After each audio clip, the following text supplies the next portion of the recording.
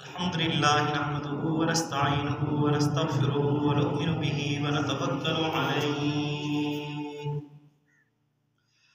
ونعوذ بالله من شرور أنفسنا ومن سيئات أعمالنا من يهده الله فلا مضل له ومن يضلل فلا هادي له ونشهد أن لا إله إلا الله وحده لا شريك له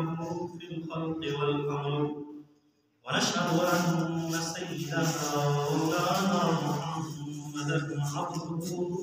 ورسوله أما بعد فقد قال الله تبارك وتعالى في القرآن المجيد والفرقان الحميد أعوذ بالله من الشيطان الرجيم بسم الله الرحمن الرحيم إنا نحن نزلنا الذكر وإنا له لحافظون وقال النبي صلى الله عليه وسلم لو جعل القرآن في كتاب ثم ألقي في ما احترق صدق الله العظيم وصدقنا رسوله النبي الكريم ونحن له على ذلك لمن الشاهدين والشاكرين والحمد لله رب العالمين یا الہی تو ہمیں عامل قرآن کر دے یا الہی تو ہمیں عامل قرآن کر دے پھر نئے سرے سے مسلمان کو مسلمان کر دے وہ پیغمبر جسے سرتاج رسول کہتے ہیں اس کی امت کو ذرا تابع قرآن کر دے آمین منہ دیکھ لیا آئینے میں پردہ نہ دیکھا سینے میں دل ایسا لگایا جینے میں مکبر نے کو مسلمان بھول گئے اوروں کو جگانا یاد رہا خود ہوش میں آنے کو مسلمان بھول گئے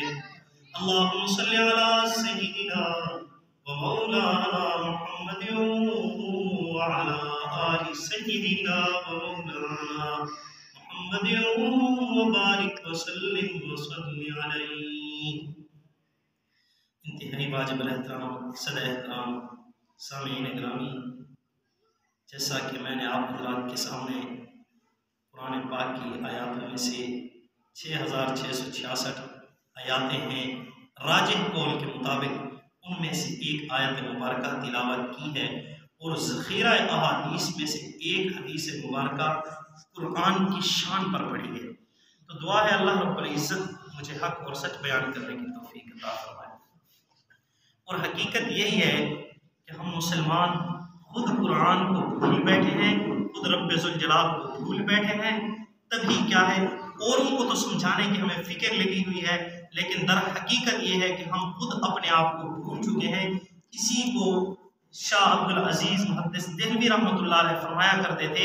اگر کوئی مجھے کہے مسلمان آ کر کہ جی فلاں کو دعوت دو تو میں کہوں گا پہلے میں اپنے آپ کو دعوت دیتا ہوں اور کوئی کہے کہ پہلے جا کر میں کیا فلاں جگہ پر دین اسلام کی دعوت دے کر آتا ہوں تو میں اسے کہوں گا سب سے پہلے اپنے اوپر دین اسلام کو نافذ کرو دین اسلام اشخاص نہیں مانگتا دین اسلام کبھی بھی یہ نہیں کہتا کہ میرے لیے اتنے لوگ لاؤ کہ وہ میری دعوت کو قبول کریں اللہ رب العزت نے فرمایا وَإِن تُطِعْ أَكْثَرَ مَن فِي الْأَرْضِ يُضِلُّوكَ عَن سَبِيلِ اللَّهِ فَمَن شَاءَ فَلْيُؤْمِن وَمَن شَاءَ فَلْيَكْفُرْ جو چاہے ایمان لے آئے جو چاہے کفر اختیار کرے اِنَّا أَعْتَدْنَا لِلظَّالِمِينَ نَارًا ہاں ظالموں کے لیے ہم نے جہنم کی آگ تیار کر رکھی ہے۔ ہاں اگر آپ اکثریت کو دیکھو گے، اکثریت کے راستے پر چلنے کی کوشش کرو گے، من فی الارض یضلوک عن سبیل اللہ، تو پھر گمراہ ہو جاؤ گے۔ ہاں یہی وجہ ہے تقریباً 1.5 ارب اس وقت مسلمان ہیں۔ ہاں اور اس وقت اگر روئے زمین کے اوپر سب سے بڑا مذہب ہے تو وہ مذہب عیسائیت ہے۔ تو کیا مطلب اسلام کیا چاہتا ہے کہ میرے لیے اشخاص لو یا بندے لو جن کو کیا ہے، جو آئیں اور میری بات کو مانیں، اور وہ آئیں اور ہر طرح وہ عمل کریں جو اسلام کہتا ہے، رب ذوالجلال کہتے ہیں، جو رب ذوالجلال کا فرمان ہے اس فرمان کے مطابق چلیں۔ اللہ رب العزت کبھی بھی یہ نہیں کہتے، اللہ رب العزت فرماتے ہیں جو بندہ فمن شاء فلیؤمن، ایمان لے کر آنا چاہتا ہے تو وہ ایمان لے آئے، ومن شاء فلیکفر، اور جو کفر کرنا چاہتا ہے اس کو بھی اختیار ہے وہ کفر کرتا رہے۔ تو آج مسلمان اوروں کو جگانا تو یاد رہا ہے لیکن خود کو جگانے کے کیا ہے بھول چکے ہیں۔ ہاں خود غفلت کی نیند سو گئے ہیں۔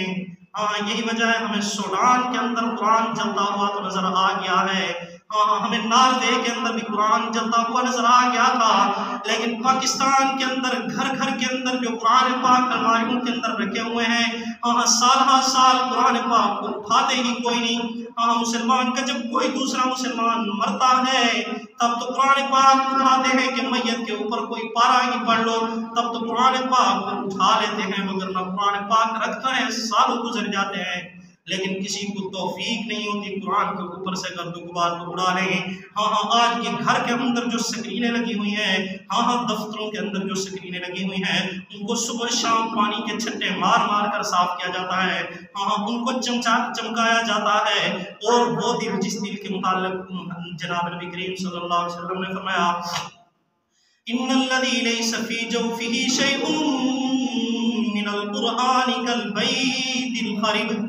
جس دل کے اندر قرآن نہیں ہے وہ دل ویران گھر کی طرح ہے۔ ہم سارے مسلمانوں نے اپنے دلوں کو ویران گھر تو بنا لیا ہے لیکن دلوں کے اندر قرآن کو لے کر نہیں آئے،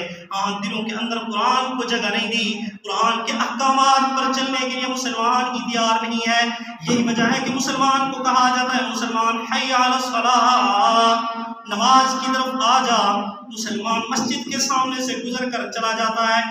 مسلمان فیکٹریوں کے لیے بھی تیاری کرتا ہے، نہ اس وقت اس کو سردی نظر آتی ہے نہ گرمی نظر آتی ہے، یہ مسلمان دوڑتا ہوا چلا جاتا ہے، لیکن حی علی الصلاۃ حی علی الصلاۃ کی آوازیں دے دے کر مؤذن تھک جاتا ہے، دن چلے جاتے ہیں، راتیں چلی جاتی ہیں، نمازوں کے اوقات چلے جاتے ہیں، لیکن مسلمان ٹس سے مس نہیں ہوتا۔ اب یہ مسلمان بتا شکوہ تیرے ساتھ کریں یا سوڈان والوں کے ساتھ کریں؟ پہلے جائے سوڈان والوں کو گریبان سے پکڑے کہ تم نے قرآن کو کیوں جلایا ہے، جبکہ سب سے پہلے تم نے قرآنی احکامات کو آگ لگا کے رکھ دی ہے۔ تو افسوس ہے اس بات کا کہ ہم مسلمان بذات خود سو گئے ہیں۔ اسی کو علامہ اقبال رحمۃ اللہ علیہ فرماتے ہیں وہ معزز تھے زمانے میں مسلمان ہو کر، وہ معزز تھے زمانہ میں مسلمان ہو کر، ہم رسوا ہوئے تارک قرآن ہو کر۔ آج ہم نے کیا ہے قرآنی احکامات کو چھوڑ دیے ہیں۔ تب میں یہ یاد رکھنا آیت کو غلط جگہ پر فٹ نہیں کرنا چاہتا، کیونکہ میرے سامنے بھی جناب ابن عمر رضی اللہ تعالیٰ عنہ کو فرمان ہے۔ جناب ابن عمر رضی اللہ تعالیٰ عنہ فرماتے ہیں مخلوق میں سے وہ بدترین لوگ ہیں، انہم ترکوا الی آیات نزلت فی الکفار فجعلوها علی المؤمنین، کہ جو آیات کفار اور مشرکین کے متعلق نازل ہوئی ہیں ان کو اہل حق پر فٹ کرتے ہیں، تو وہ کیا ہیں؟ در حقیقت مخلوق میں سے شرار خلق اللہ، وہ مخلوق میں سے بدترین لوگ ہیں۔ میں آیاتیں تو فٹ نہیں کر رہا لیکن حقیقت سے پردہ اٹھا رہا ہوں، حقیقت یہ ہے کہ ہم نے بھی دیکھا ہے اپنے ابا و اجداد کو، ہاں وہ بھی مسجد کے اندر نہ جاتے تھے، ہم نے بھی انہوں کی تقلید کرنا شروع کر دی، انہیں کی پیروی کرنا شروع کر دی، ہم نے بھی مسجد جانا چھوڑ دیا۔ ہاں میرا ابا فلاں مسجد کے اندر نہیں جاتا، میں بھی نہیں جاتا، بھئی تیرا ابا بھی جہنمی ہے، تو بھی جہنمی ہے، کیا مطلب تیرا ابا تجھے جہنم کی طرف لے کر جانا چاہتا ہے، تو اس کے پیچھے چلا جائے گا؟ تو میں سب سے پہلے شکوہ جو کر رہا تھا وہ یہی کر رہا تھا کہ مسلمانوں نے قرآنی احکامات کو آگ لگا کر رکھ دی ہے۔ قرآن کہتا ہے اقیم الصلاۃ لذکری، نماز کو قائم کرو، یہ میرا ذکر ہے، لیکن مسلمان نماز کو بھی قائم نہیں کر سکتا۔ ہاں دن چلے گئے، ہاں سال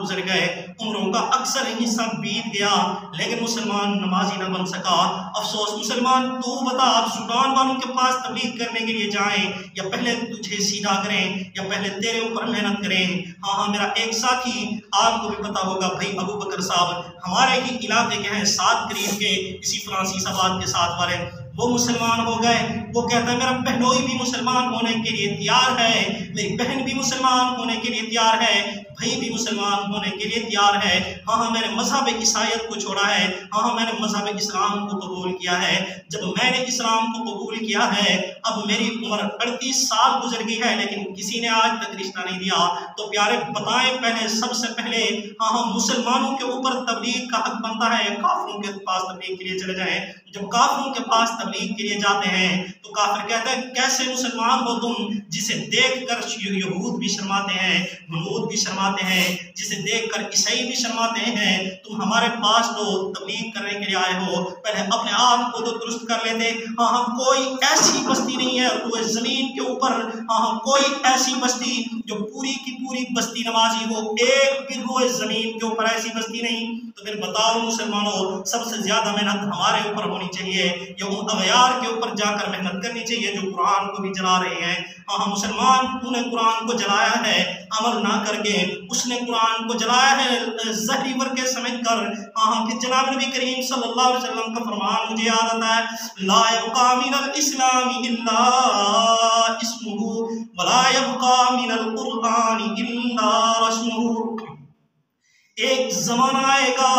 اس زمانے کے اندر لا يبقى من الاسلام الا اسمه، اسلام نہیں رہے گا لیکن صرف نام کے مسلمان ہوں گے۔ یا رسول اللہ، کیا اس زمانے کے اندر ایسے مسلمان نہیں ہوں گے جو ایمان والے ہوں گے؟ جناب نبی کریم صلی اللہ علیہ وسلم نے فرمایا، یارو اس وقت مسلمانوں کی تعداد ایسے ہوگی کہ آپ کی شمار سے بھی باہر ہوگی، ہاں وافر مقدار کے اندر مسلمان ہوں گے، لیکن ہوں گے ایسے جیسے پانی کا جھاگ ہوتا ہے، جس طرح پانی کے اوپر گندا جھاگ گر رہا ہوتا ہے، ہاں ویسے ہی مسلمان ہوں گے، صرف نام کے مسلمان ہوں گے۔ لا يبقى من الاسلام الا اسمه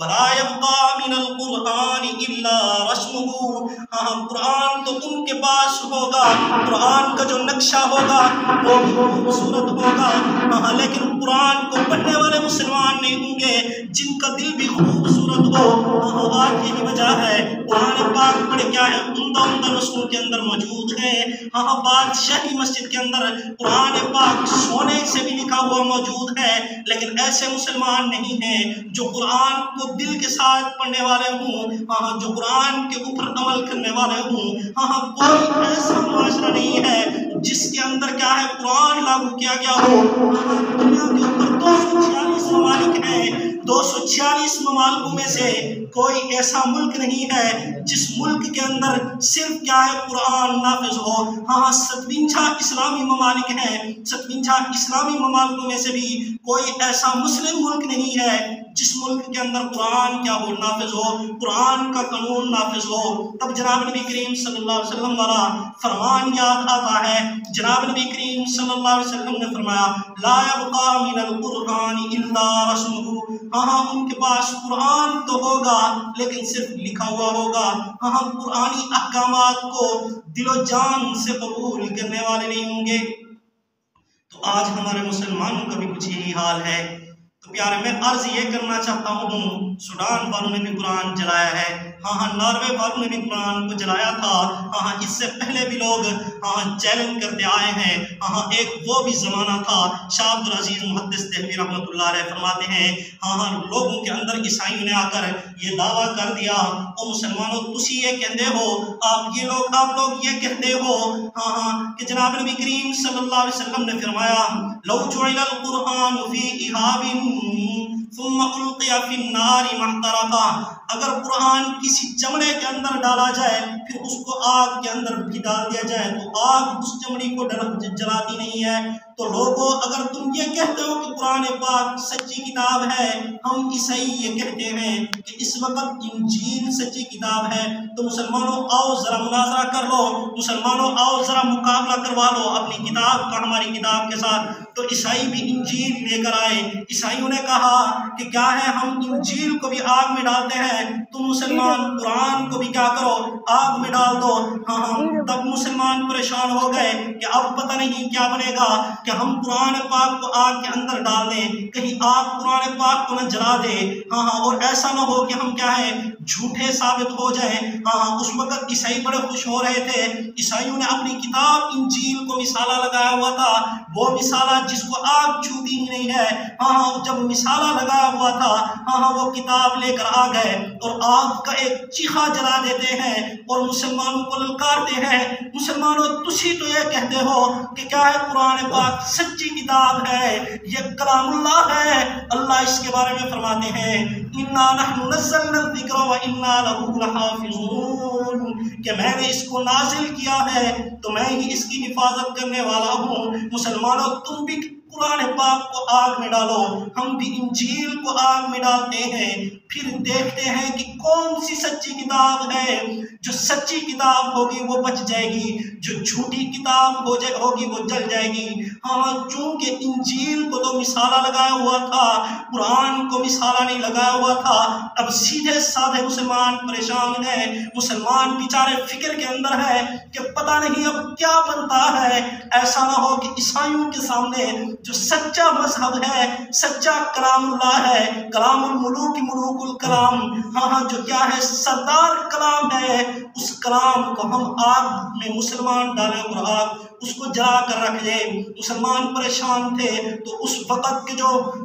عالم دین تھے حضرت شاہ عبدالعزیز محدث دہلوی رحمۃ اللہ علیہ، مسلمان اس کے پاس جاتے ہیں، شاہ صاحب مسئلہ یہ ہے عیسائی ہمیں للکار رہے ہیں کہ قرآن کو بھی آگ میں ڈالو، ہم انجیل کو بھی آگ میں ڈالتے ہیں، جو سچی کتاب ہوگی وہ بچ جائے گی، جو جھوٹی کتاب ہوگی جل جائے گی۔ حضرت اب آپ بتائیں کہ ہم کیسے ان کو جواب دیں، ہم ان کی للکار کو کیسے دبا سکتے ہیں۔ حضرت شاہ عبدالعزیز محدث دہلوی رحمۃ اللہ علیہ نے فرمایا مسلمانوں پریشان ہونے کی ضرورت نہیں ہے، ہم انشاءاللہ اس مناظرے کا بھی کیا ہے مقابلہ کرنے کے لیے میں شاہ انشاءاللہ تیار ہوں۔ اگر اس مقابلے کا میں نے اگر اس مناظرے کا مقابلہ نہ کیا تو مجھے بھی عالم دین نہ کہنا۔ عیسائیوں کو بلاؤ کہ اتوار والے دن آ جائیں اور آ کر مقابلہ کر لیں قرآن کا انجیل کے ساتھ، ان دونوں کو آگ میں ڈال کر دیکھ لیتے ہیں کون سی سچی کتاب ہے کون سی جھوٹی کتاب ہے، آج کنفرم ہو جائے گا۔ لہٰذا تم کیا ہے مناظرہ طے کر لو، مقابلہ طے کر لو، باقی اس کو حل کرنا ہم ورثائے انبیاء کا کام ہے۔ جناب نبی کریم صلی اللہ علیہ وسلم کے وارث ہیں ہم، جناب نبی کریم صلی اللہ علیہ وسلم نے ہمیں سرٹیفکیٹ دیا ہے، اور لوگوں کیا سرٹیفکیٹ دیا ہے؟ جناب نبی کریم صلی اللہ علیہ وسلم نے فرمایا ان کے پریشان نہیں ہونا، جب میرے دین کے اوپر کوئی مشکل آ جائے، جب دین کے معاملے میں تمہیں اغیار تانا دے تب تم میرے ورثاء کے پاس چلے جانا۔ یا رسول اللہ وہ ورثاء کون ہے؟ جناب نبی کریم صلی اللہ علیہ وسلم نے فرمایا العلماء ورثۃ الانبیاء، جتنے بھی علماء ہیں سارے کے سارے انبیاء کے کیا ہیں وارث ہیں۔ شاہ صاحب نے کہا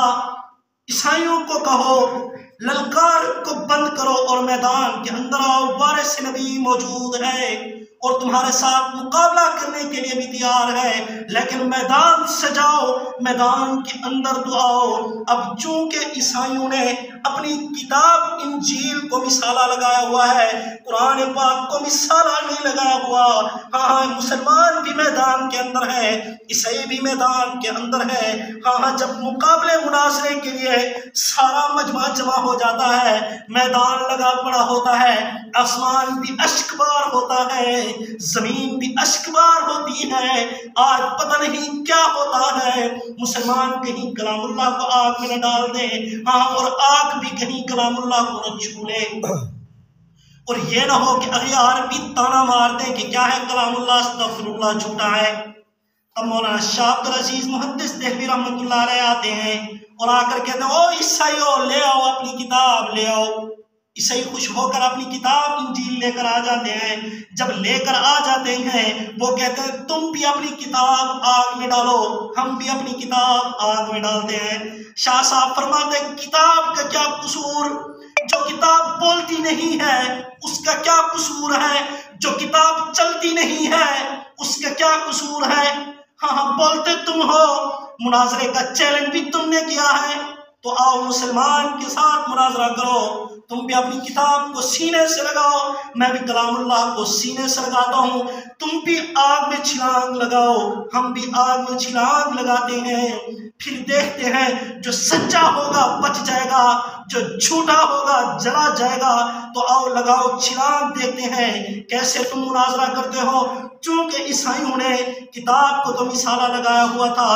جسم کو مثالہ نہیں لگایا ہوا تھا، جب ان کی آنکھیں کھلی تب ان کو پتا چلا کہ اگر یہ آگ کے اندر انہوں نے چھلانگ لگا دی تو کیا ہے، ان کا ایک صحابی جناب نبی کریم صلی اللہ علیہ وسلم کو ماننے والا، ہاں جناب نبی کریم صلی اللہ علیہ وسلم پر ایمان لانے والا، جناب نبی کریم صلی اللہ علیہ وسلم کا شانہ بشانہ جنگ کے اندر لڑنے والا، جسے ثانی ابراہیم کہا گیا ہے کیونکہ لوگوں نے انہیں بھی جلایا ہے لیکن آگ نے انہیں کچھ نہیں کہا تھا۔ آج اگر مسلمان بھی آگ کے اندر چھلانگ لگاتا ہے تو مسلمان کو بھی آگ کچھ نہیں کہے گی، مسلمان سچے ثابت ہو جائیں گے تاریخ کے اندر اور ہم عیسائی جھوٹے ثابت ہو جائیں گے، لہٰذا وہ مناظرے سے بھاگ گئے۔ تو مسلمانوں یہی فرمایا جناب نبی کریم صلی اللہ علیہ وسلم نے، لو جعل القرآن فی احاب، اگر قرآن پاک کو چمڑے کے اندر ڈالا جائے، ثم القی فی النار، پھر اس قرآن کو چمڑے کے اندر رکھے ہوئے قرآن کو آگ کے اندر ڈالا جائے تو محترقہ، آگ اس قرآن کو نہیں جلاتی۔ اس کا کیا مطلب ہے مسلمانوں؟ اس کا مطلب یہ ہے جس سینے کے اندر قرآن ہوگا، مطلب جو حافظ قرآن ہوگا، ہاں اس کے باپ کی بھی شان کیا ہے۔ جناب نبی کریم صلی اللہ علیہ وسلم نے فرمایا، حضرت عبداللہ ابن عمر رضی اللہ تعالیٰ عنہ روایت کرتے ہیں، جناب نبی کریم صلی اللہ علیہ وسلم نے فرمایا اللہ رب العزت حافظ قرآن کو کہیں گے اقرأ وارتقب ورتل کما کنت ترتب فی الدنیا، او حافظ قرآن آج تو آخرت والے دن، آج تو فیصلے والے دن اس طرح قرآن پڑھ جس طرح تو دنیا کے اندر قرآن پڑھتا تھا۔ اقرأ وارتقب ورتل کما کنت ترتل فی الدنیا، جس طرح خوبصورت کر کے تو قرآن پاک پڑھتا تھا، آج ویسا خوبصورت کر کے قرآن پاک پڑھے، اور قرآن پاک پڑھتا جا اور جنت کی سیڑھیاں چڑھتا جا، جہاں پر تیری آخری آیت ہوگی وہیں پر کیا ہوگا، تیرا ٹھکانہ ہوگا۔ لوگوں مسلمانوں کا تو قرآن سن کر ہزاروں کافر مسلمان ہوئے ہیں، آج مسلمان افسوس دوبارہ کرنا پڑتا ہے، مسلمان قرآن کو بھی بھول گئے ہیں، قرآنی احکامات کو بھی آگ لگا کے رکھ دی ہے۔ لوگوں مسجد کے اندر بیٹھا ہوں، خدا کی قسم اٹھا کر کہتا ہوں، ابھی جب میں 8 بجے شہر کی طرف گیا ہوں، وہاں پر ہوا یوں ہے، یقین جانیے ایک چھوٹی چھوٹی داڑھی والا میرے ساتھ بیٹھا ہے، میں بھی بالوں کی کٹنگ کروانے کے لیے گیا ہوں، میرے ساتھ والی چیئر کے اوپر بھی ایک شخص بیٹھا ہوتا ہے، آج بھی جا کر پوچھ لے بھائی امیر حمزہ صاحب گواہ ہیں، ہاں ہاں بھائی اویس صاحب حجام جو ہیں وہ گواہ ہیں، ان سے پوچھ لیجئے، اتنی چھوٹی چھوٹی داڑھی تھی، مجھے تو ایسے محسوس ہو رہا تھا جس طرح حافظ قرآن ہو۔ اس نے کہا یار اس کو مشین پھیر دے۔ کیوں مشین پھیر دے؟ کہتا ہے شادی پہ جانا ہے یار، تم نے شادی کو خوش کرنے کے لیے ہاں ہاں جناب نبی کریم صلی اللہ علیہ وسلم کی سنت کو آگ لگا دی ہے، ہاں ہاں ان بالوں کو تم نے گٹروں کے اندر پھینک دیا ہے۔ مسلمان بتا تو صحیح، ہاں ہاں سب سے پہلے بتا، گلے شکوے مسلمان تیرے ساتھ کریں یا ان سوڈان والے کافروں کے ساتھ جا کر کریں؟ اور سوڈان کے کافروں تم نے قرآن کیوں جلایا ہے؟ اور ناروے کے کافروں تم نے قرآن کو کیوں جلایا ہے؟ جب ہم ان سے سوال کرتے ہیں وہ کہتے ہیں مسلمانوں کس منہ سے سوال کر رہے ہو، کس منہ سے شکوے کرتے ہو، کس منہ سے یہ الفاظ نکالتے ہو؟ تمہارے اپنے منہ کے اوپر قرآن نہیں ہے، ہاں تمہاری اپنی زندگی کے اندر قرآن نہیں ہے۔ ہاں اسی کو جناب نبی کریم صلی اللہ علیہ وسلم نے فرمایا، نبی کریم صلی اللہ علیہ وسلم نے فرمایا اور لوگوں جس دل کے اندر قرآن نہیں ہے، ہاں ان الذی لیس فی جوفہ شیء من القرآن کالبیت الخرب، ہاں جس سینے کے اندر قرآن نہیں ہے وہ ایسے ہی ہے جیسے ویران گھر ہو۔ لوگوں آج جتنے بھی مسلمان ہیں اکثر کے اکثر ویران گھر ہی نظر آتے ہیں، ہاں دلوں کے اندر قرآن نہیں ہے۔ پھر مسلمان اعتراض کرتا ہے یار میں تو مجھ سے بھول ہو گئی تھی، ہاں میں نے زندگی کے اندر قرآن نہیں پڑھ سکا، اب تو میری عمر چلی گئی ہے، اب سفید داڑھی آ گئی ہے، ہاں قاری قرآن سے ہاں مسجد کے امام سے قرآن پڑھتے ہوئے بھی مجھے شرم آتی ہے۔ مسلمان تجھے تو شرم بھی نہیں آنی چاہیے، کیوں مسلمان تیرے لیے تو اللہ نے ایسا بندوبست کر دیا ہے، اگر تیری داڑھی سفید ہو گئی ہے، ہاں تیری ایج زیادہ ہو چکی ہے، پھر تیرے لیے اللہ نے تبلیغ والا مدرسہ کھلا رکھا ہے۔ ہاں مسلمان اگر تیرا بیٹا چھوٹا ہے، ہاں مسلمان اگر تیری ایج تھوڑی ہے، ہاں مسلمان تیرے پاس کوئی شرم کرنے والی ایج نہیں ہے، ہاں وہ ایج ہے جس کے اندر سیکھا جاتا ہے۔ تو پھر مسلمان مدارس کھلے ہیں، ہاں 21,000 سے زیادہ مدرسے تو دیوبندیوں کے پاکستان کے اندر ہے، ہاں 21,000 مدرسہ بھی وہ ہے جو رجسٹر ہے، اور وہ مدرسے بھی بہت زیادہ ہیں جو رجسٹر ہی نہیں ہے۔ جیسے ہمارا مدرسہ ہے یہ رجسٹر ہی کوئی نہیں، ہاں پھر بھی مسلمان تو نے سکول کے لیے تو اولادوں کو بھیج دیا، ہاں کالج کے لیے بھی تو نے صبح صبح اپنی اولادوں کو تیار کر دیا، ہاں قرآن پڑھنے کے لیے جی میرے بچوں کو قاری صاحب مارتے ہیں، ہاں جی کیا ہے قاری صاحب قرآن ٹھیک نہیں پڑھاتے۔ بھائی تو اتنا بڑا علامہ اور قاری آ گیا ہے تو پھر تو اپنی اولاد کو قرآن کیوں نہیں پڑھاتا؟ ہاں اس سوال کا جواب دے رہا ہوں۔ جو مسلمان یہ کہتے ہیں کہ ہماری تو کیا ہے داڑھیاں سفید آ گئی ہیں، ہمیں تو اب قرآن پاک سیکھتے ہوئے شرم آتی ہے، لوگوں تبلیغ والا راستہ کھلا ہے، ہاں تبلیغ کے اندر 4 مہینے لگا دو، کم از کم تمہیں 10 صورتیں سکھا دیں گے، جن 10 صورتوں کو تم نماز کے اندر بآسانی سے پڑھ سکتے ہو۔ ہاں ابھی فوجی صاحب چلا لگا کر آئے ہیں، ہاں اپنے پیسے لگا کر آتے ہیں۔ فوجی صاحب تجھے کیا شوق چڑھا ہے کہ بھئی تبلیغ کے اندر جاتا ہے؟ فوجی صاحب کہتا ہے یار داڑھی تو سفید ہو گئی، شروع میں تو اسلام کو نہ سیکھ سکا، ہاں اب میں نے کہا اللہ نے فرصت دی ہے تو اس مدرسے کے اندر جو چلتا پھرتا مدرسہ ہے اس مدرسے کے اندر جا کر میں قرآن پاک کیوں نہ سیکھ کر آ جاؤں۔ ہاں مسلمانوں آپ کو بھی یہی کہتے ہیں، ہاں جناب نبی کریم صلی اللہ علیہ وسلم نے فرمایا تھا کن عالما، میرا امتی کوشش کر عالم بن جا۔ ہاں میرے پاس اتنا ٹائم نہیں ہے کہ میں عالم بن جاؤں، کیونکہ عالم بننے کے لیے بھی 10-12 سال لگتے ہیں، ہاں ٹائم نکالنا پڑتا ہے۔ کن عالما عالم نہیں بن سکتا، متعلمہ پھر امتی متعلم بن جا، طالب علم بن جا، ہاں اگر طالب علم بھی نہیں بن سکتا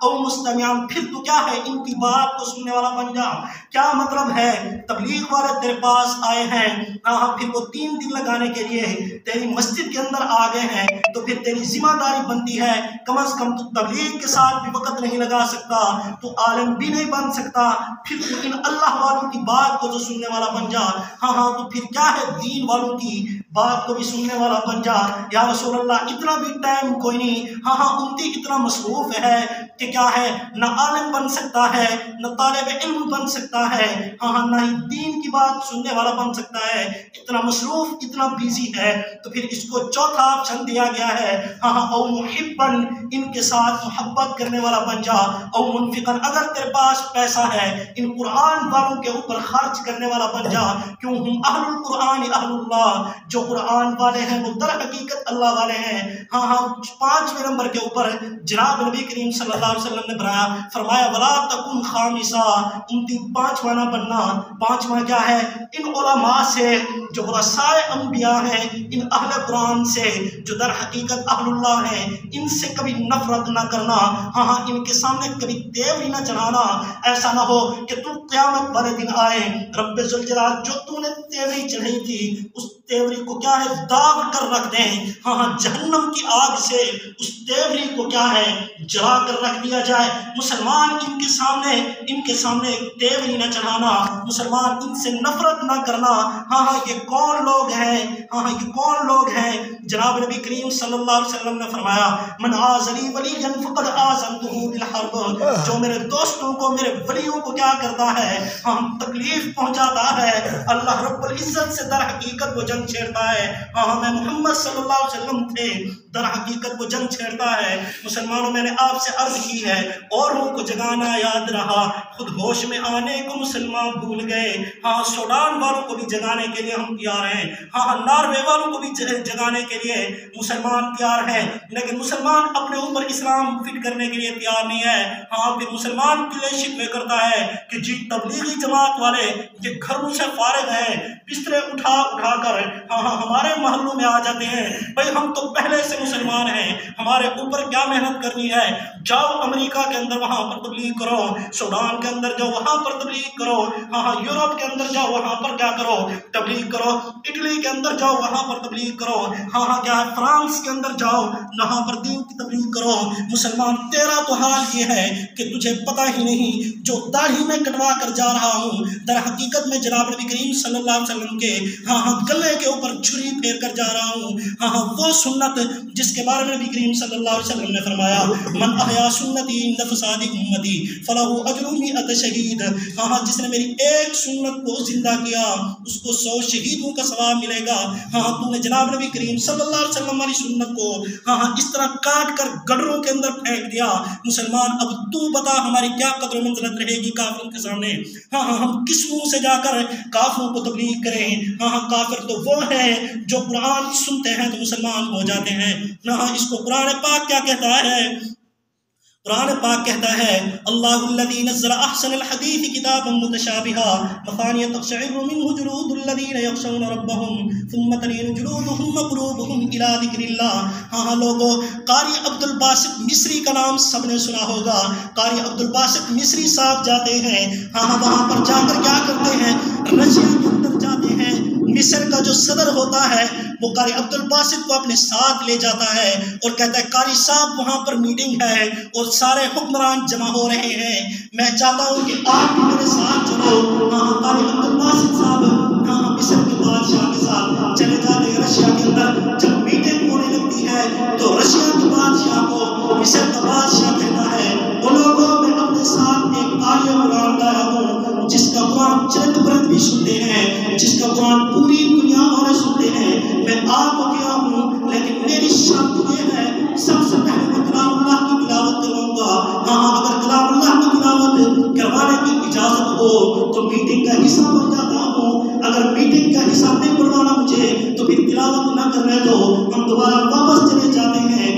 رشیا کا جو اس وقت سرپرست تھا وہ کہتا ہے مصر کے بادشاہ کو جس کو لے کر آئے ہو اس کو اجازت ہے اس کو کہو کہ وہ قرآن پاک کی تلاوت کرے، ہم اس کو 5 منٹ دینے کے لیے تیار ہیں۔ وہ 5 منٹ قرآن پاک کی جسے آپ کلام الہی کہتے ہیں اس کلام کی تلاوت کر سکتا ہے۔ قاری عبد الباسط مصری رحمۃ اللہ علیہ نے وہاں پر جب قرآن پاک پڑھا جتنے بھی منبر بیٹھے تھے وہاں پر تھے تو کافر، تھے تو انگریزی زبان والے، تھے تو جاپانی زبان والے، تھے تو ہندی زبان والے، مختلف مسلمان ہوئے تھے، لیکن جب عبد الباسط صاحب کا قرآن پاک سنتے ہیں سب کی آنکھوں سے آنسو بہ رہے ہوتے ہیں۔ ہاں اسی کو قرآن کہتا ہے ثم تقشعر منه جلود الذين يخشون ربهم، سبحان اللہ سبحان اللہ،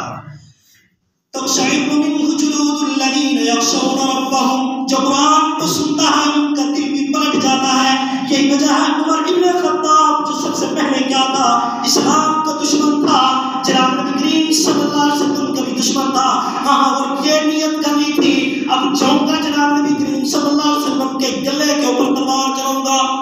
جب وہ جا رہا ہوتا ہے راستے کے اندر ایک قاری ملتے ہیں، وہ کہتے ہیں کہ یا عمر آپ کہاں جا رہے ہو؟ کہتا ہے جناب نبی کریم صلی اللہ علیہ وسلم کے متعلق ان کی گردن اڑانے کے لیے جا رہا ہوں۔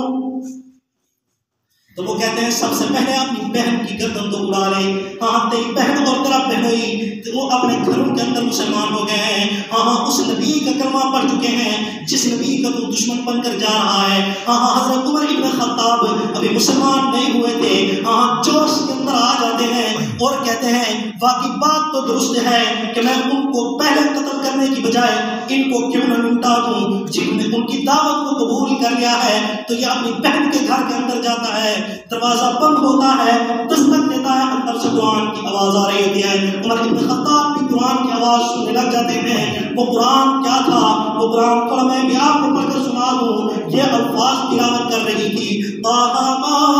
أَنزَلْنَا عَلَيْكَ الْقُرْآنَ لِتَشْقَىٰ، طٰہَ مَا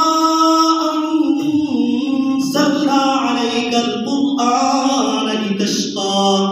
إِلَّا تَذْكِرَةً لِمَن يَخْشَىٰ تَنزِيلًا مِّمَّنْ خَلَقَ الْأَرْضَ وَالسَّمَاوَاتِ الْعُلَىٰ۔ لوگوں یہ اس کا کلام ہے جس نے آسمانوں کو بغیر ستونوں کے بنایا ہے، یہ اس کا کلام ہے جس نے پانیوں کے اوپر زمین کو بچھایا ہے، ہاں وہ بہت بلند شان والا ہے۔ عمر ابن خطاب یہ قرآن سنتے ہیں، پھر عمر ابن خطاب اپنی بہن کے اوپر برش کرتے ہیں کہ بہن تو نے کیوں کلام اللہ کو پڑھا ہے، ہاں تو نے کیوں محمد صلی اللہ علیہ وسلم کی دعوت کو قبول کیا ہے، ہاں تو بھی کیوں مسلمان ہو گئی ہے۔ عمر ابن خطاب اپنی بہن کو مارتے ہیں، ہاں بہن سے خون کے فوارے نکلتے ہیں، ہاں آخر وہ بھی تو خطاب کی بیٹی تھی، ہاں فاطمہ بنت خطاب کہتی ہے ہاں تو ہماری جان تو لے سکتا ہے ہمارا ایمان نہیں لے سکتا۔ عمر بن خطاب جب دیکھتے ہیں بہن کی طرف، بہن سے کیا ہے خون کے فوارے پھوٹ رہے ہیں، پھر کہتے ہیں کہ میں بہن کے اوپر ظلم کر کھڑا ہوں، ہاں بہن کے اوپر ہاتھ اٹھاتا ہوں، میری طاقت میری بہن کے اوپر استعمال ہونے لگ گئی ہے۔ تو عمر ابن خطاب کو شرم آتی ہے، عمر ابن خطاب اپنی بہن فاطمہ بنت خطاب کو کہتے ہیں فاطمہ میری بہن مجھے بھی قرآن پاک دکھاؤ تو صحیح، آخر وہ بھی ایمان والی تھی۔ وہ کہتے ہیں عمر تو ابھی ناپاک ہے، یہ قرآن پاک ہے، ہاں یہ قرآن پاک تو وہ ہے، یہ قرآن پاک تو وہ ہے جس کو سننے کے لیے جنات بھی جا رہے تھے۔ تو جب سنا انہوں نے، ہاں راتوں کو جناب نبی کریم صلی اللہ علیہ وسلم مکہ کے سامنے قرآن پاک کی تلاوت کر رہے تھے، ہاں اوپر سے جنوں کا لشکر جا رہا تھا، جنوں کا لشکر کہتا ہے قُلْ أُوحِيَ إِلَيَّ أَنَّهُ اسْتَمَعَ نَفَرٌ من الجن فقالوا إنا سمعنا قرآنا عجبا۔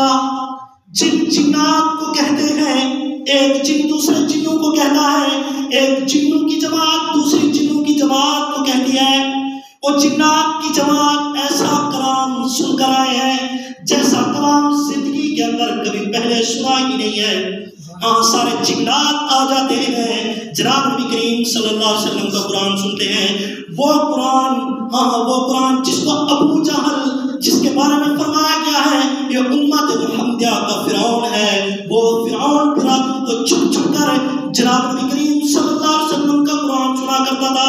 آج مسلمان کے پاس قرآن پڑھنا تو دور کی بات، قرآن سننے کے لیے بھی ٹائم نہیں ہے۔ مسلمان بتا پھر شکوا تیرے ساتھ کرے یا ان کے ساتھ کرے جنہوں نے قرآن کو جلا دیا ہے۔ میں بتا رہا تھا حضرت عمر ابن خطاب نے اپنی بہن کو کہا یا فاطمہ، اے فاطمہ قرآن پاک مجھے تو دکھا وہ صحیفہ کہاں ہے، ہاں وہ لکھا ہوا کاغذ کہاں ہے، اس کی مجھے تو زیارت کرا دے۔ فاطمہ عمر ابن خطاب کی بہن کہتی ہے بھائی تو نا پاک ہے، تیرے دل کے اندر کفر ہے، ہاں کفر جو ہے وہ نجس ہے، گندگی ہے۔ قرآن پاک لا یمسہ الا المطہرون، یہ پاک کلام ہے، اس کو کسی نے چھوا ہی نہیں ناپاکی کی حالت میں، تو عمر میں تجھے کیسے چھونے دے سکتی ہوں اس قرآن پاک کو، اس کلام الہی کو میں بھی چھونے کے لیے تجھے دینے کو تیار نہیں ہوں۔ جب تک یہ کلام کے لیے تو نہا کر غسل کر کے پاک ہو کر آتا نہیں ہے تب تک میں یہ کلام بھی تجھے نہیں دے سکتی۔ عمر ابن خطاب نہاتے ہیں، پھر قرآن پاک کو دیکھتے ہیں، اس کے اوپر یہی لکھا ہوا ہوتا ہے جو ابھی میں نے تلاوت کی ہے، طه ما أنزلنا عليك القرآن لتشقى إلا تذكرة لمن يخشى تنزيلا ممن خلق الأرض والسماوات العلى۔ جب عمر ابن خطاب یہ قرآن پاک کو دیکھتے ہیں، پھر عمر ابن خطاب وہ جو پہلے دشمن بنے ہوئے تھے وہ عمر ابن خطاب کہتے ہیں بہن مجھے بھی اسی نبی کے پاس لے چلو جس نبی کا تو نے کلمہ پڑھا ہے، اسی نبی کا میں بھی کلمہ پڑھنے کے لیے تیار ہوں۔ مسلمانوں میں نے آپ سے عرض کی ہے، قاری عبد الباسط نور اللہ مرتدہ کو قرآن سن کر رشیا والے مسلمان ہو سکتے ہیں۔ فاطمہ بنت خطاب کا قرآن سن کر فاطمہ کا بھائی عمر ابن خطاب مسلمان ہو سکتا ہے۔ مسلمان تو کبھی قرآن پڑھتا، جس مسلمان کو حکم دیا جا رہا ہے ورتل القرآن ترتیلا، قرآن کو خوب سنت کر کے ترتیل کے ساتھ قرآن پاک پڑھ۔ آج مسلمان تیری اولاد کے پاس دنیاوی تعلیم حاصل کرنے کے لیے بھی ٹائم ہے، تیرے پاس دنیا کمانے کے لیے بھی ٹائم ہے، پر ٹائم نہیں ہے تو ہماری اولادوں کے پاس قرآن سیکھنے کے لیے نہیں ہے، ٹائم نہیں ہے تو ہمارے پاس کلام اللہ کا درس سننے کے لیے بھی ٹائم نہیں ہے۔ جب تمہیں کلام اللہ کا درس نہ سنا تب نقصان کیا ہوا؟ نقصان یہ ہوا کہ تو اغیار کا اعلیٰ کار بن گیا، اغیار نے تجھے کچک لیا،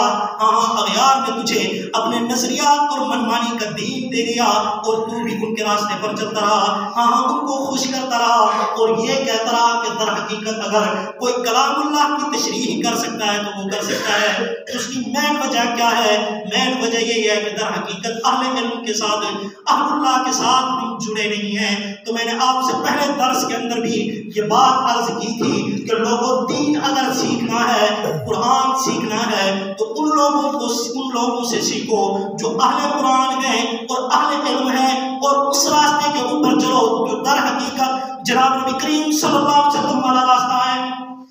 مسلمانوں اس راستے کے اوپر چلو جو مکہ اور مدینہ والا راستہ ہے،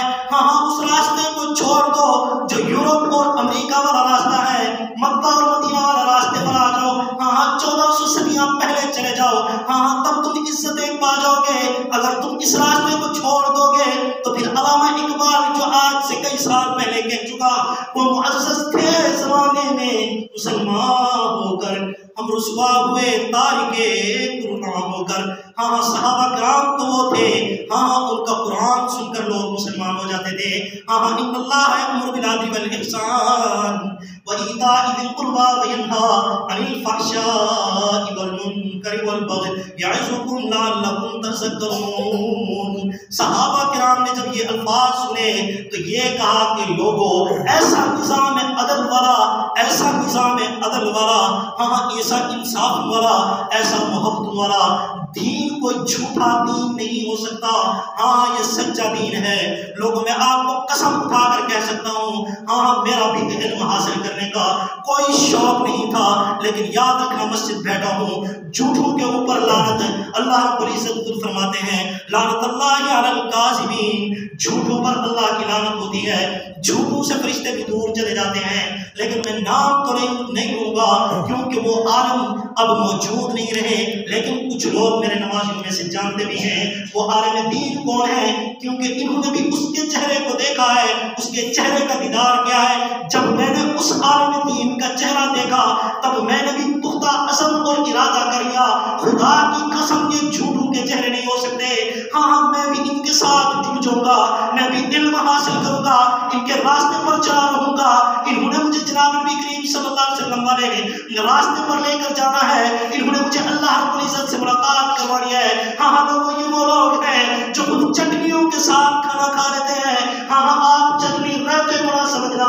چٹنی سے مراد وہ لسی والی چٹنی ہے جس لسی کے اندر 3 حصے پانی ہوتا ہے، 1 حصہ لسی ہوتی ہے۔ ہاں اس لسی والی چٹنیوں کے ساتھ تو ان علماء نے کھانا کھایا ہے، پر ان علماء نے زندگیاں دین کے لیے قربان کر دی ہیں۔ ہاں ان علماء کے ساتھ جڑ جاؤ گے تو سچا دین پا جاؤ گے، اس راستے کے اوپر چل جاؤ گے جو مکہ اور مدینہ والا راستہ ہے، جس راستے کے بارے میں پہلی سورت ہاں قرآن کی پہلی سورت، وہ سورت جسے دن کے اندر کئی بار نمازی مسلمان پڑھتا ہے، صراط الذین انعمت علیہم۔ ہاں پھر یہ مسلمان ان لوگوں کے راستے پر چل سکتا ہے جن لوگوں کے اوپر انعام کیا گیا ہے، اور وہ لوگ کون ہیں؟ اولئک الذین انعم اللہ علیہم من النبیین والصدیقین والشہداء والصالحین۔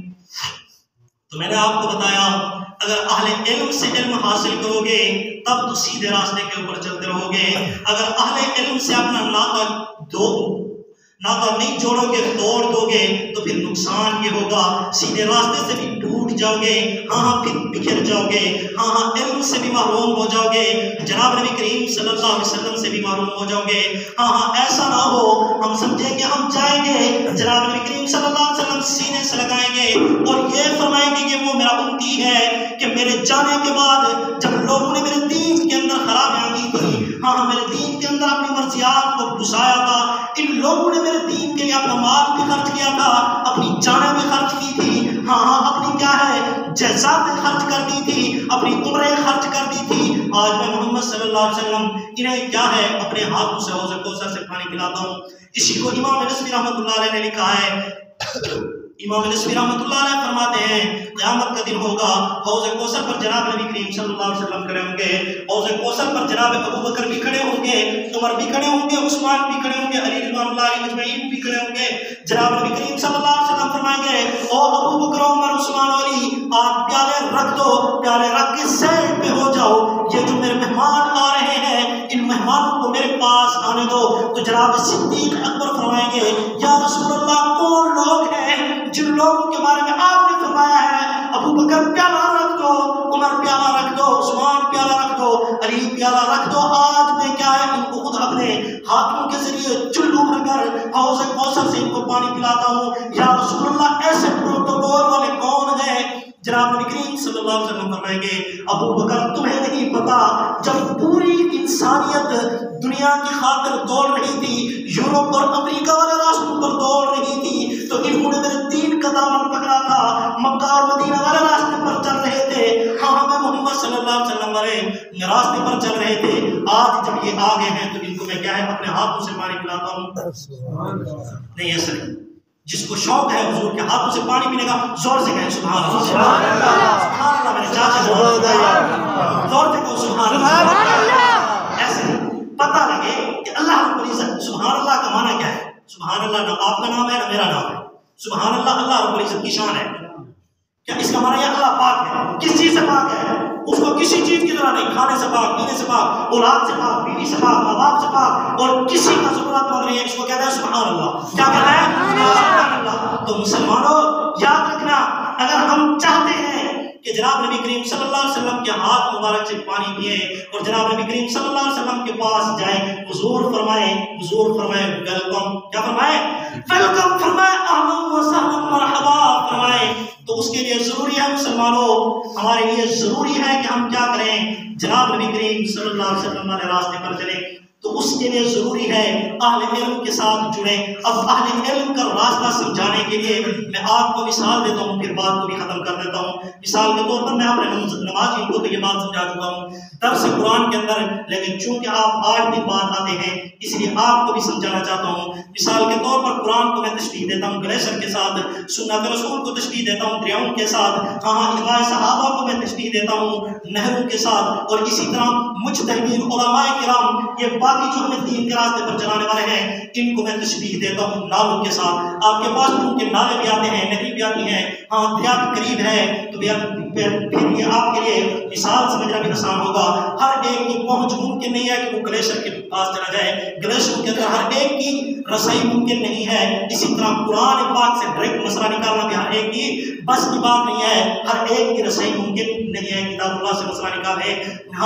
تو پھر اگر ممکن ہے تو پھر دریاؤں سے مستفید ہو جاؤ، مچھلیاں بھی نکالو، موجیں اڑاؤ، لیکن چونکہ سنت رسول کو میں نے دریاؤں کے ساتھ تشبیہ دی ہے، دریا بھی ہر ایک کی بس کی بات نہیں ہے۔ ایسا تیراک کوئی ہوتے ہیں جو دریاؤں کی روانگی کا کیا کریں مقابلہ کر سکیں، جو دریاؤں کے اندر بھی کیا ہے جا کر مستفید ہو سکیں۔ پھر میں نے آپ کو تشبیہ دی ہے صحابہ کرام کو نہروں کے ساتھ، نہروں کے اندر بھی ایسی روانگی اور تسلسل ہوتا ہے، وہ بھی بہا کر لے جاتی ہیں۔ ہر ایک کے بس کی بات نہیں ہوتی، اگر ہر ایک نہروں کے پاس چلا جائے تو وہ بھی ڈوب جاتا ہے۔ اگر آپ نے پانی سے مستفید ہونا ہے تو پھر جو نالے ہیں ان کو میں نے تشبیہ دی ہے اہل علم کے ساتھ۔ جو اہل علم ہیں یہ سمجھو کہ نالے ہیں، نالوں کے ساتھ جو زمینیں اٹیچ ہوتی ہیں، جو زمینیں ملی ہوئی ہوتی ہیں تو وہ مستفید ہوتی رہتی ہیں۔ اسی طرح سب سے پہلے تو کتاب اللہ ہے، کتاب اللہ سارے پڑھے ہوئے نہیں ہیں، سنت رسول حدیثیں بھی سب کو نہیں آتی، فضائل اعمال بھی ہر ایک کو نہیں آتی۔ پھر اسی طرح صحابہ کرام کی حیات الصحابہ بھی سب نے نہیں پڑھی ہوئی۔ پھر اہل علم کے پاس بھی سب کیا ہے، سب نہیں جڑے ہوتے۔ کئی عالم دین کے ساتھ کوئی جڑ جاتا ہے، کوئی عالم دین کے ساتھ کوئی جڑ جاتا ہے، جیسے نہروں کے ذریعے کئی کھالے نکالے جاتے ہیں، اسی طرح کیا ہے اہل علم ہے، ایک نہیں کئی علماء ہیں۔ ہر مسجد کے اندر ایک عالم دین موجود ہے۔ لوگوں جو کھالوں کے ساتھ زمینیں اٹیچ ہو جاتی ہیں وہ کیا ہو جاتی ہیں، مستفید ہو جاتی ہیں۔ ایسے ہی جو امت الانبیاء جو کیا ہو جاتی ہے اہل علم علماء کرام کے ساتھ اٹیچ ہو جاتی ہے، تو وہ بھی کیا ہو جاتے ہیں جناب نبی کریم صلی اللہ علیہ وسلم والی تعلیم سے، جناب نبی کریم صلی اللہ علیہ وسلم والی ہدایت سے کیا ہو جاتے ہیں، مستفید ہو جاتے ہیں۔ جو ایسا نہیں کرتے تو وہ کیا ہو جاتے ہیں، محروم ہو جاتے ہیں۔ تو سب سے پہلے میں نے عرض کی تھی آپ سے عرض یہ کی تھی کہ لوگوں ہمارے اوپر افسوس کرنا چاہیے، کیونکہ سنان والوں نے قرآن کو جلایا ہے۔ ہم ان کو کس منہ سے کہیں کہ تم نے قرآن کو کیوں جلایا ہے؟ انہوں نے ہماری غیرت ایمانی کو چیک کیا ہے، اور ہم نے بھی کیا ہے ایسے احتجاج مسلمانوں نے کیا ہے کہ ان کو کیا ہے ثبوت دیا ہے کہ مسلمان ابھی کیا ہے زندہ قوم ہے۔ مسلمانوں کی غیرت ایمانی کیا ہے، باقی ہے اور موجود ہے۔ تو پھر پیارے مسلمانوں میں نے آپ سے عرض کی ہے، ہم قرآن کے اوپر جب عمل نہیں کرتے تو ہم گویا کہ قرآنی احکامات کو خود کیا کر لیتے ہیں، تیلی لگا دیتے ہیں، آگ لگا دیتے ہیں۔ تو مسلمانوں پہلے بھی عرض کرتا رہتا ہوں، ایک بار پھر ریکویسٹ اور عرض کرتا ہوں کہ مسلمانوں اپنی اولاد کو بھی بددین نہ بننے دو۔ یہ ایسا ہوگا اگر آپ کی اولاد بددین ہو گئی تو پھر جو آپ کی خاندانی روایات ہیں، جو آپ کی خاندانی روایات ہیں، یہ روایات بھی جاتی رہیں گی، اور جو اسلامی روایات ہیں وہ روایات بھی جاتی رہیں گی۔ جب اولاد بددین ہو جائے گی پھر یہ بہن کو نہیں دیکھے گا، پھر یہ کہیں گے یہ عورت ہے جس طرح وہ دوسری عورت ہوتی ہے، لہٰذا میں بہن کے ساتھ بھی یہ کہے گا کہ میں کیا نکاح کرنے کے لیے، یہ شخص کہہ دے گا کہ میں کیا ہوں تیار ہوں۔ جب بددین ہو جائے گا تو اس وقت کو دیکھنے سے پہلے ضروری ہے کہ ہم خود بھی دین پر چلیں، خود بھی اہل دین کے ساتھ اٹیچ ہو جائیں اور اپنی اولاد کو بھی بددین ہونے سے بچائیں۔ اگر آپ کی اولاد آپ کے اللہ اور اس کے رسول کی نہیں ہے تو آپ کی بھی نہیں ہے، اگر آپ کی اولاد اللہ اور اس کے رسول کی نہیں ہے تو وہ آپ کی بھی نہیں ہے۔ دفع ہو جائے، میرا پتر تو میرا نہیں ہے، تو میرے لائق بھی نہیں ہے۔ میرے لائق تو وہ ہوگا جو میرے محمد صلی اللہ علیہ وسلم کا فرما بردار ہوگا، میرے لائق تو وہ ہوگا جو خدا کا فرما بردار ہوگا۔ میں سارا دن کما رہا ہوں اور میری اولاد نماز بھی نہیں پڑھتی اور میں بے نمازیوں کو کھلا رہا ہوں، جن بے نمازیوں کے اوپر حضور نے بھی کیا کہ لعنت بھیجی ہے، جن کے بارے میں فرمایا کہ میرا دل کرتا ہے کہ جا کر ان گھروں کو بھی جلا کر رکھ دوں۔ ان بے نمازیوں کو جن کا اثر کیا ہے کئی کئی گھروں تک پہنچتا ہے. ان کو میں نمازی بندہ ہو کر کما کر کھلا رہا ہوں کہ یہ کہاں کا اصول ہے. تو لہٰذا یاد رکھنا مسلمانوں، آپ سے پھر ریکویسٹ کرتا ہوں، آپ کی اولاد فرما بردار بھی تب ہوگی جب اللہ اور اس کے رسول کی فرما بردار ہے. اگر اللہ اور اس کے رسول کی فرما بردار نہیں ہے تو وہ آپ کی بھی فرما بردار نہیں ہے. جیسے مثال کے طور پر ایک بچہ ہے، وہ ماموں کا بھی بڑا فرما بردار ہے، چاچو کا بھی بڑا فرما بردار ہے، نانے کا بھی فرما بردار ہے، دادے کا بھی فرما بردار ہے. باپ کو جوتے مارتا ہے تو وہ کوئی فرما بردار نہیں ہے. ہاں، جس طرح اگر کیا ہے بندہ تو بڑا با اخلاق ہے لیکن رب کے سامنے جھکتا نہیں ہے تو وہ بندہ کسی بدتمیز نہیں ہے، وہ تو بدتمیز ہے، وہ آپ کا بھی فرما بردار نہیں ہے. دعا ہے اللہ رب العزت ہمیں دین کے اوپر چلنے کی توفیق عطا فرمائے اور ہماری اولادوں میں بھی دین کو زندہ فرمائے. بعض دعوانا الحمدللہ رب العالمین. تمام ذرا سنتے ہیں.